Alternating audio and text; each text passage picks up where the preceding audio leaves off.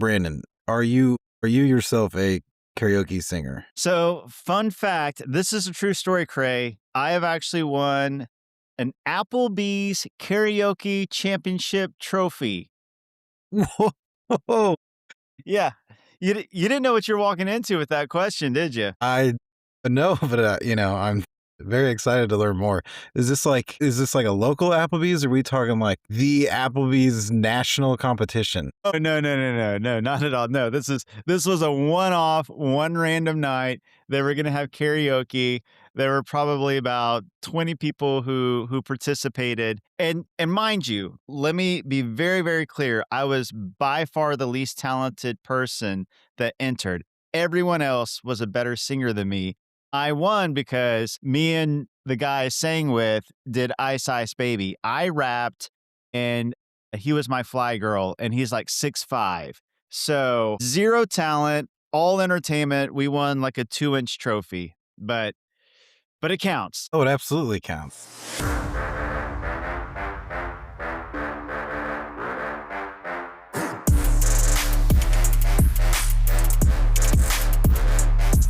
I'm assuming you don't want to perform anything for the Daily Thunder audience.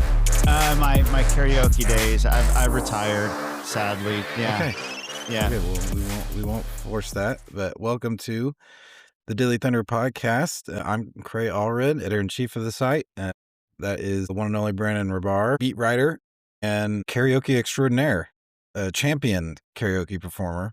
Brandon, we're just going to get right to it. We have not breaking news anymore, but hot off the press, very recent news regarding the Thunder. Isaiah Hartenstein is coming back.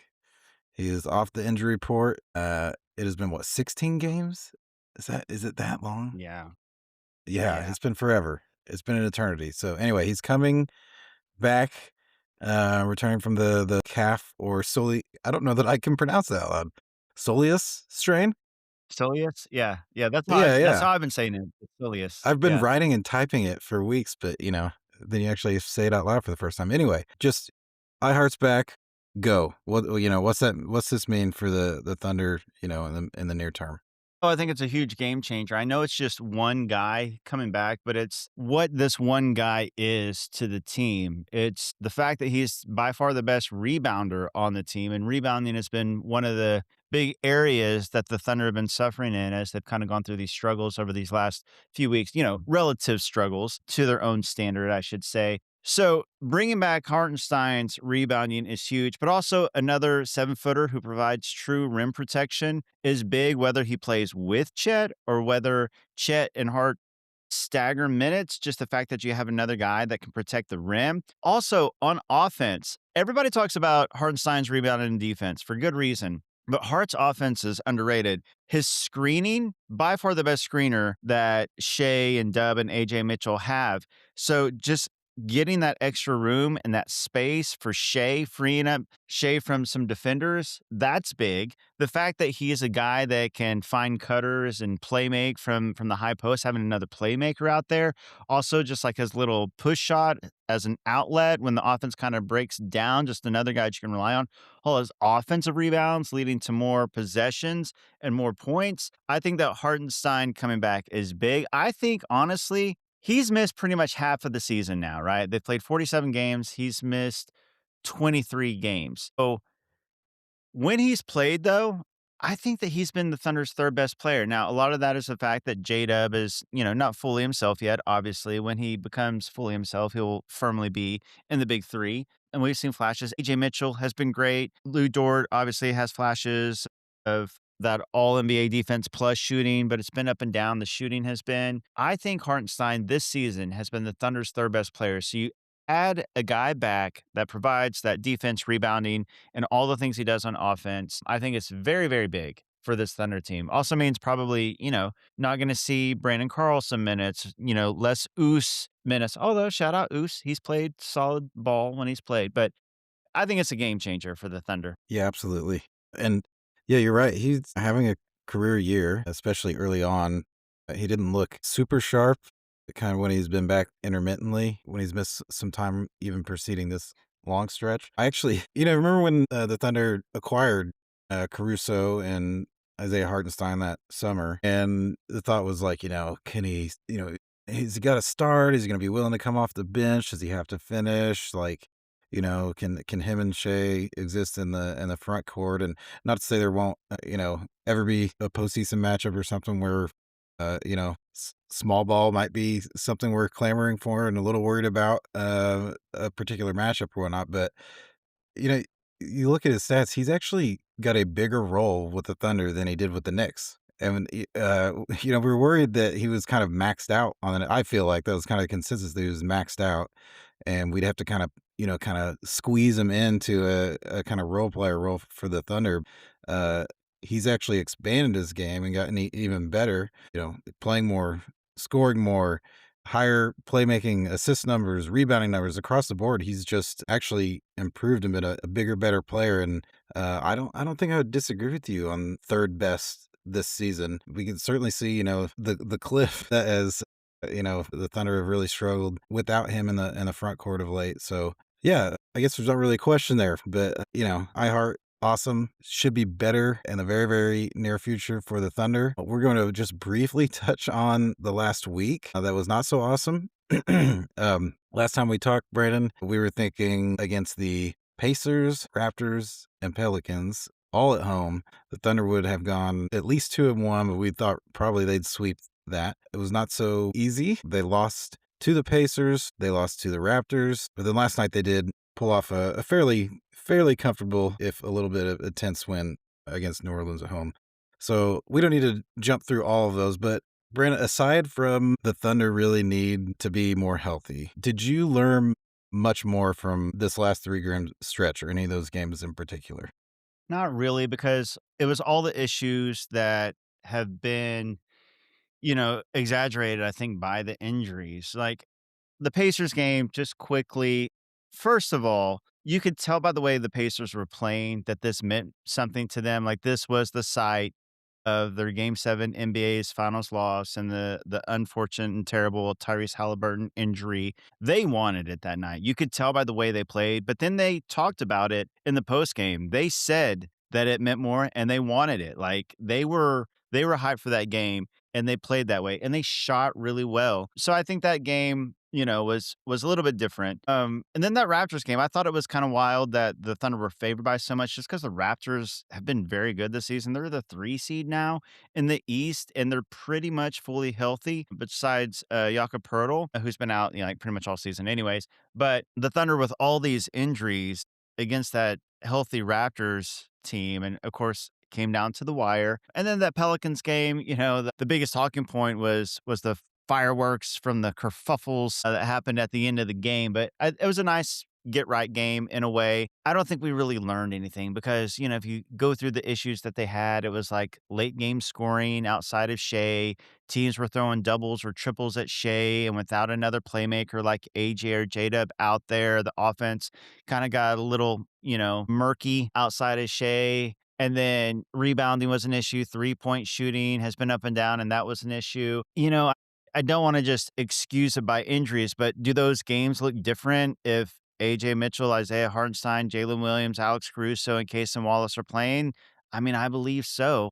I don't think that they lose by 2 points to the Pacers, by 3 points to the Raptors or whatever it was if those guys are in there. So getting Hartenstein back, I think this team will start looking more like themselves. And if they can get one of AJ Mitchell or Jalen Williams back, another creator playmaker outside of Shea, one to have another playmaker when Shea sits, but then also to have a valve out there when Shea gets doubles or triples, somebody else who can create for the other guys, I think will be a big help. So I don't think we really learned much. I know it was a bummer of a stretch because it felt like 3 games at home that you definitely could have gone 3-0 and you go 1-2. So that stinks.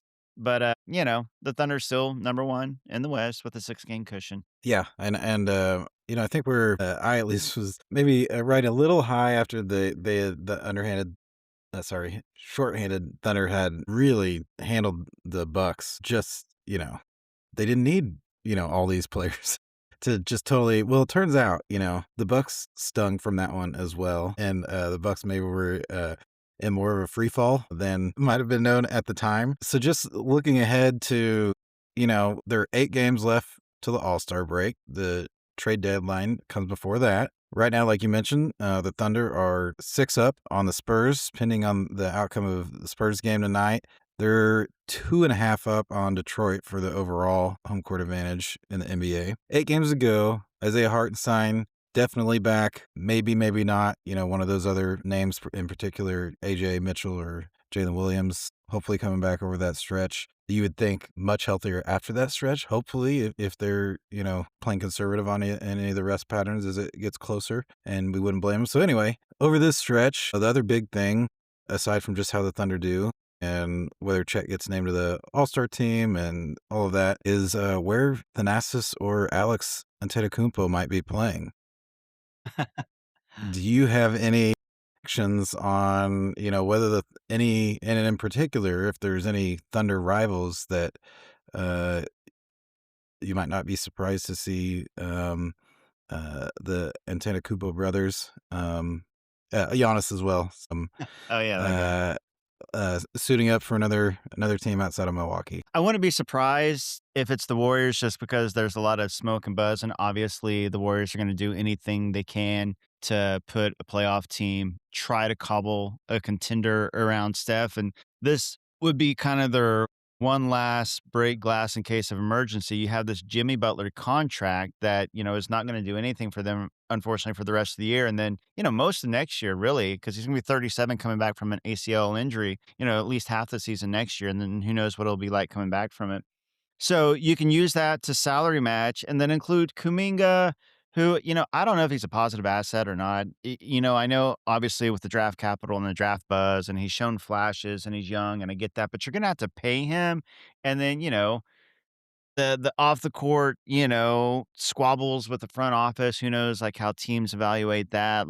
But the big thing with the Warriors would be that they would include all their future first round picks. And those could be pretty appealing because, Giannis is 31. Steph is 37, 30, 37, 38. And so those future picks look pretty good. Now, unfortunately, a Steph Curry, Giannis, Draymond Green team would be pretty good. Like, what kind of reward that would that be for like the 1 or 2 seed to have to go up against Curry, Giannis, and Draymond Green in the first round? That would be like a big bummer for the first or second seed.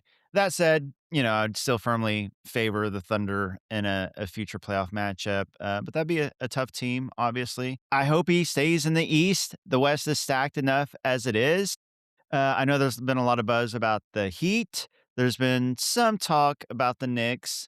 The Heat makes some sense. If I had to predict, I would predict that he will get traded. I don't know where to. If I'm the Bucks, I want like a good young player and some draft picks. And I just don't know if I would qualify Kuminga as that guy, especially when you had to pay him like next year. I don't know if I consider that a positive asset. So I think he'll get traded. Hopefully it's to the East and hopefully not to the Warriors. That would be my analysis on the Giannis trade. Yeah, I don't think I would. Well, I definitely wouldn't, project a Giannis Golden State last hurrah for Steph. I wouldn't predict them to really have much staying power, like to really, really have a chance to get to the finals even. But, any postseason series where you've got someone who's just unstoppable as Steph sometimes and Giannis sometimes, that would be scary for sure for anyone. Just because they can just take over games, and you got 2 of those guys, all timers. Right. Yeah, if you get into like a couple of games where those guys are just going off and the Thunder are, cold from 3, you can get yourself into it could become like a spooky series. Yeah. So we wish him away from the Warriors. I'm with you. It's always so impossible to actually know the market, and it seems to change so rapidly on superstar value. Jonathan Kaminga is like the big young piece. I think I'd wait till the summer if I was Milwaukee, Agreed. and if that was the Agreed. best I could do. In the summer, who knows? I do think there's just he's so good. you know, Yeah. Yeah. I just wonder if there does become more of a bidding war, and more teams start driving up that price, but. Who knows? Maybe nothing happens. Maybe there's a big haul. My guess is that Giannis will be extremely uncomfortable if they don't trade him before the break, just because he's so clearly not totally not in the mood to one really acknowledge that he ever wanted out or was ever considering wanting out, and then dealing with just the having to the wording is not that he has requested a trade. It's just that he's totally okay with one now. Right. Yeah. Which, that happens. That's, franchises trying to nicely depart, politely depart with stars that meant a lot, but still disappointing ending. We've been through some of that before. So anyway, I don't know. I think time will tell, but it could be a very, very interesting, very exciting end of the season. But where do you think, aside again from hopefully being rested and healed up a bit more at the All-Star break, where do you see the Thunder finishing? We know the slate is just, very tough sledding. Just really the schedule just for weeks to come. Like I said, they're a couple games up on Detroit, half dozen up on the Spurs. Do you think them kind of maintaining heading in the All-Star break, or do you think they could be in danger of having home court advantage either in the West or overall jeopardized if they don't get right quick? This is an important stretch, I'll say that. I do think that getting Hartenstein back helps a lot. If they weren't getting Hartenstein back, I would be more worried about, possibly giving up that 1 seed or at least it becoming a little too close for comfort. They got the Wolves on Thursday night on Prime Video. Then they got the Nuggets after that. Obviously, Nuggets are tough, but Jokic isn't going to play that. So that helps. Then you got the Magic at home. Then you got Spurs Thunder Part 5, and that one's in San Antonio, and that's on the second night of a back to back. That's tough. You got the Rockets at home. You got the Lakers on the road, Suns on the road, then the Bucks at home, and that's leading up to the All-Star break. Like, if worst case scenario, if the Thunder were, let's just say they go 500 during that, they're still going to have a cushion going into the All-Star break. And you feel like coming out of the All-Star break, they're going to get their guys back, like J-Dub and Mitchell and Caruso. Hopefully they get these guys back, right? And then you feel much better about things going forward. And the schedule lightens up a little bit after the All-Star break. So, and I expect them to win the majority of these games. They're going to suffer some losses. It's a tough schedule and they're not fully healthy. There's a lot of road games. I think so. I guess I'm somewhere in the middle. I think they'll keep the 1 seed. I think they'll suffer a couple of losses. I think they'll get healthier and I think they'll play better because I do think that when the competition goes up, their play will go up, their focus will go up, their energy, their effort, their defense will go up. And I do think that having Hartenstein back, I just think, I'm not saying he's a cure all. I'm not saying that. But I do think the team is going to look much better with Hartenstein back in the fold. And if they can get AJ Mitchell back soon during this stretch, that will help a ton as well. All right. Well, I not to be more of a sunshine pumper than you, but to me, health at the All-Star break is about all I care about. Right. Even if I'll be miserable if they're losing most of their games. But I really just think so much of our just recency bias. That's how every season goes. Even through the struggles, the Thunder have stayed on top pretty comfortably. And I just feel like, you kind of, if you were just to like reorganize parts of the season, we would just give a lot more benefit of the doubt when they lose games without so many injured players, and probably see things a little more optimistically if some of the win streaks against some of the weaker opponents were happening the last couple weeks instead of to begin the season. I Right. really don't Right. think they're playing poorly. Their standard is so high, but they lose games by 2, 3 points usually. Um, Exactly. they so often it comes down to shooting. It's just like Yep. if they just had some better shooting, and I'm not gonna say that's just luck, like, it's kind of maybe volatility, but maybe something of a feature of the team at this point, that the shooting can really fail them for stretches. Hmm. But again, there's just so many there for being so shorthanded, and especially on offense, to get the looks they're still getting. They still get quality shots, open shots. Shea is still incredible, of course. Things could look a lot better with just some random lucky shooting nights. And the same is true on defense, where they don't have those stud defenders all the way up and down the lineup Hmm. right now. Everyone is a smart, a quality defender, that gets on the court. But, not everyone is Case and Wallace or J Dub or Alex Caruso or iHeart, to just have that kind of overwhelming force on defense. And you've seen that some of these recent games, even though they're playing good defense, they're not generating the turnovers. They're having to really, try to eke out edges across the board when they're healthy, other teams just don't get a break. So I don't know. Would you say, like, as of today, health, assuming they do heal up for the All-Star period or, for a healthy run to finish the season, do you think the Thunder are as good, better, or worse than they were last season? I think fully healthy, this team is better than last season. I still think that. And, we saw that in the first 25 games. Obviously, things have looked different over the past few weeks. There's been ups and downs. But like you said, I think it's very important to remember most of the losses have been by one possession. I mean, 6 out of their 10 losses have been by either 2 or 3 points, one possession.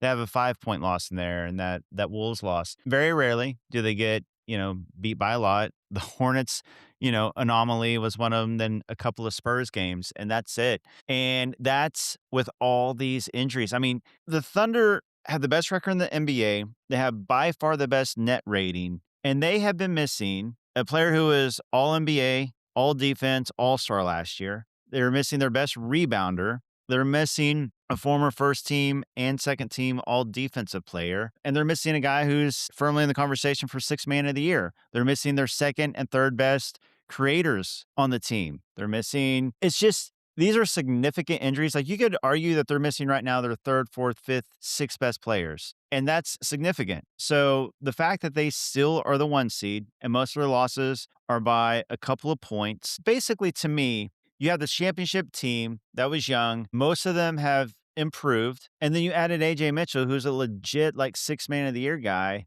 to the rotation. I think this is a better team than last year when they're fully healthy. Single question pop quiz.